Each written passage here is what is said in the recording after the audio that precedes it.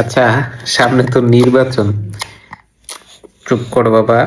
এখন বিভিন্ন দলের নেতাকর্মীরা তো বিভিন্ন ভাবে প্রচারণা চালাইতেছে।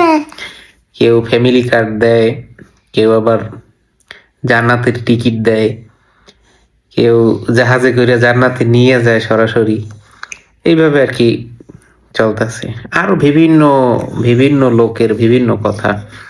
মানে এখন প্রার্থীদের কথা শুনলে মনে হয় যে মানে আসমান থেকে ফেরেশতা নামে আসছে পৃথিবীতে।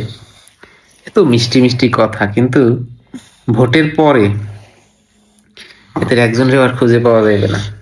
এই কথা তো থাকবেই না। এই ফেরেশতা, অনেক অনেক ফেরেশতা তখন ইবলিস হয়ে যাইবে।